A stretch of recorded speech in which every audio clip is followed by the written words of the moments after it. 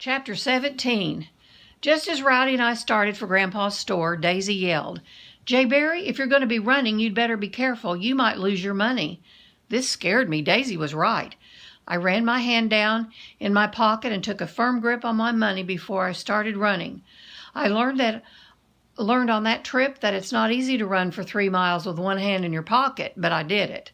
Grandpa must have been looking for me because he was standing in the doorway when I came puffing up. "When I saw you coming, I thought you'd lost an arm," he said. "I couldn't see but one." "I was afraid I might lose my money, Grandpa," I said, grinning, so I held on to it all the way. "Oh, I see," Grandpa said. As we walked into the store, I said, "Did you get those ponies, Grandpa?" "They're out in the barn lot," he said, "2 of them, a roan gelding and a paint mare. They've both been broken, and they're gentle." So I stood there looking at my own Grandpa. I had a feeling that something was bothering him. He just wasn't acting natural. He was too serious. He didn't seem to be the least bit excited about the ponies. Thinking maybe I was just imagining things, I said, "Grandpa, how much is the pony going to cost me?" "He wants $100 for the roan," Grandpa said, "and $75 for the paint. That's what that Indian wanted when I got there, and that's what he wanted when I left. I've sworn 100 times I wouldn't deal with that Cherokee anymore, and I mean it this time." I couldn't help grinning, for I knew that Grandpa didn't mean what he was saying. The truth was that he and Indian Tom were very good friends, unless they were making a deal on horses. "Grandpa," I asked, "will you help me pick my pony?" Grandpa frowned. "I've been thinking about that," he said. "The way I look at it, this is your first pony, and I think you should pick the one you want all by yourself. I don't think you should have any help from me or anyone else. This will be something you will always remember, your first pony. I don't think you should share this with anyone." "All right, Grandpa," I said. "I hope I don't pick the scrubbiest one." "You won't have to worry about that, Grandpa said. "They're both good ponies." I thanked Grandpa, and with Rowdy bouncing along at my side, I walked out to the barn lot. Before I opened the gate, I peeked through a crack and saw 2 of the most beautiful ponies I'd ever seen. The ponies had heard us. They were standing with their heads raised and their ears pricked up, looking toward the gate. Horseflies were bothering them. They were stomping their feet and swishing their tails. Right off, I saw that the roan didn't stand as high as the paint. He was chunky and solid. His coat was so glossy it glistened in the sun. "Rowdy," I said in a low voice, "that roan is built for power. He could go all day and night and never get tired." The paint was almost too pretty. She was more white than black, and more streamlined than the roan. The dark black patterns looked like they had been painted on her. Her legs were long and slim. She had a perfect head, small and dainty. "Rowdy," I said, "that paint is built for speed. I'll bet she could run like the wind." I opened the gate, walked up close to the ponies, and stopped. What I knew about judging horses you could have put in a snuff can. All I had to go by was what I liked. As far back as I could remember, in every dream I'd had of owning my own pony, it had always been a beautiful paint. Not taking my eyes from the paint, I said, "Rowdy, I don't have to look at that roan. I've already made up my mind. I want that paint. That's the pony for me." Rowdy seemed to realize that this was one of the biggest days of my life. He was so happy he was wiggling all over the place.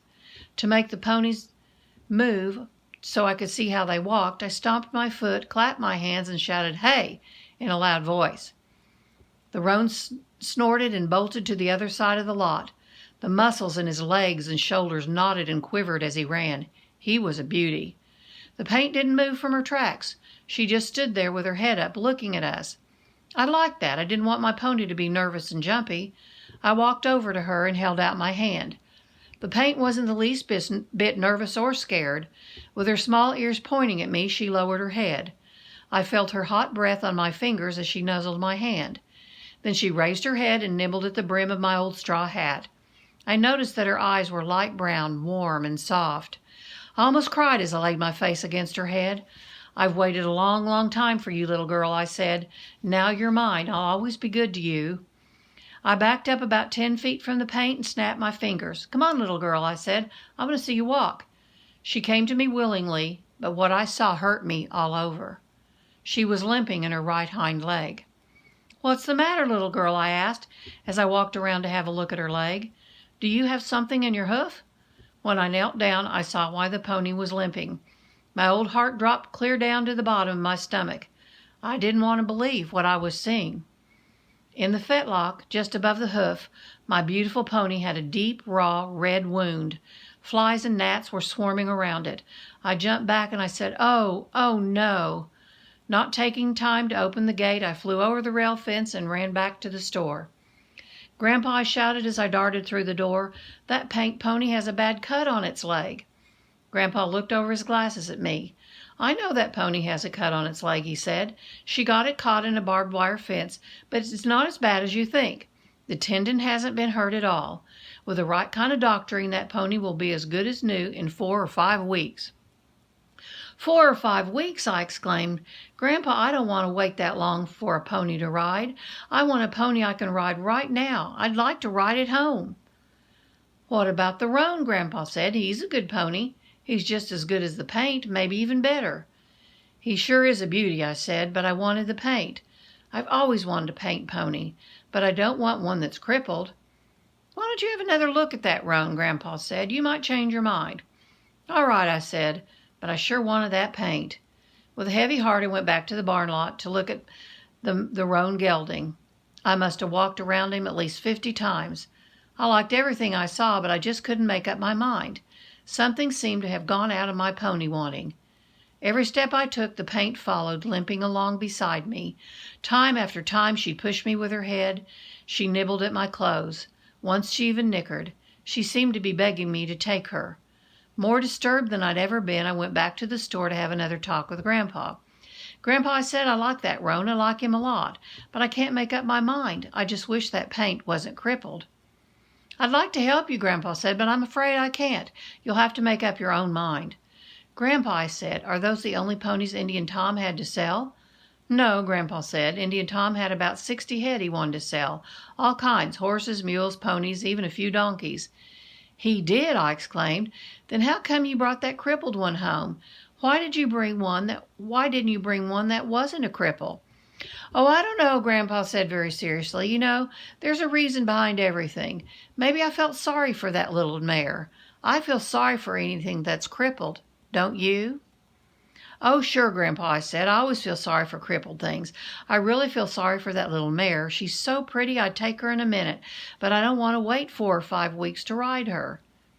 "It's tough for anything to be crippled. Animals, human beings, even little birds," Grandpa said. "You know, a lot of cripples could be helped if someone would just take the time to help them." The way Grandpa kept talking about crippled things started me thinking that he wanted me to take the paint pony. Because I'd have done anything for my grandpa, even if it hurt me, I said, "Grandpa, do you want me to take the paint? If you do, I'll take her, even if she is a cripple." "No, no," Grandpa said, shaking his head. "I'm not trying to make up your mind for you. I want you to do that. You pick the pony you want." "I think I'll have another look at them," I said. "I just wish that the paint wasn't a cripple. I'll be riding right now." "If you want to make up your mind," Grandpa said, "there's a halter hanging on the gate post." I thanked Grandpa and I walked to the barn lot with Rowdy. I took the halter from the gate post, opened the gate, and stepped inside. The ponies were standing at the far end of the lot, about 10 feet apart. They were watching us. As I stood there with the halter in my hand, looking from the roan to the paint, from the paint to the roan, I said, "Doggone it, Rowdy, I don't know which pony I want. If I take the roan, I know I'll never forget that little mare. If I take her, I'll have to wait before I can ride her. If I had enough money, I'd just buy both of them."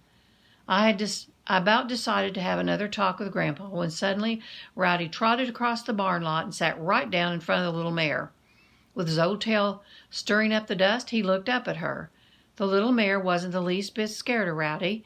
She just stood there looking down at him with her small ears pointing forward. Then very slowly she lowered her head and sniffed him. I saw Rowdy's long tongue reach out and lap her nose. She threw up her head, snorted, but didn't move from her tracks. Rowdy's old tail went crazy. I couldn't hear him, but I knew that he was whimpering happily. I could tell by the surprised look on the little mare's face that it was the first time she'd been kissed on the nose by a hound dog. She must have liked it because she lowered her head and had another sniff. Rowdy went absolutely crazy. He wiggled and twisted all around the little mare. Once even pranced under her. The little mare never moved. She just stood there, favoring her crippled leg, swishing her tail, and watching Rowdy's happy actions. All at once Rowdy left the little mare and came bounding back to me. He almost knocked the breath out of me by rearing up and hitting me in the chest with his front paws. I put my arms around my old hound. "Oh, Rowdy," I said, "what did you want to go do anything like that for? Are you trying to tell me that to take the little mare? She's crippled, can't you see that? I don't want a crippled pony." I still had my arms around Rowdy and was trying to dodge his lapping tongue when I saw a movement from the corner of my eye. I looked up and saw the little mare come limping across the barn lot. She came right up to me, gave me a push with her head. Up until then, everything that had happened had made my old heart as heavy as lead. But when the little mare gave me that push, it just hauled off and melted. With one arm around my old hound dog and the other arm around the neck of the little mare, I said in a choking voice, "All right, little girl, you win. You've got yourself a home, and I've got myself a pony. I think I would have picked you anyway." I could have sworn that she lowered her head to make it easy to put the halter on. I led her out of the barn lot and was tying her to the hitching rail when Grandpa came out of the store. His hands were shoved down in his pockets, and he had a serious look on his face. "Is that the pony you want?" he asked. "It sure is, Grandpa," I said. "I've waited this long for a pony to ride. I guess I can wait another 4 or 5 weeks." Grandpa frowned and started digging at his wiry whiskers with his fingers. "Hope you haven't made a mistake," he said. "Sometimes a fellow can do things in too much of a hurry. Later on he may regret what he's done." "I won't ever regret buying this little mare, Grandpa," I said. "I won't ever regret that." "I hope not," Grandpa said. "Do you think I should have taken the roan?" I asked. "No," Grandpa said. "I didn't mean that at all. I just want you to be sure of what you're doing. I wouldn't want you to be hurt later on." Just then Grandma came out on the porch of the house. "Jay Berry," she hollered, "is that the pony you're going to buy?" "It sure is, Grandma," I hollered back. "What do you think of her?" "She's a beauty," Grandma said, "but I thought I saw her limping." "She has a cut on her leg," I said. "Grandpa says it'll be all right in a few weeks."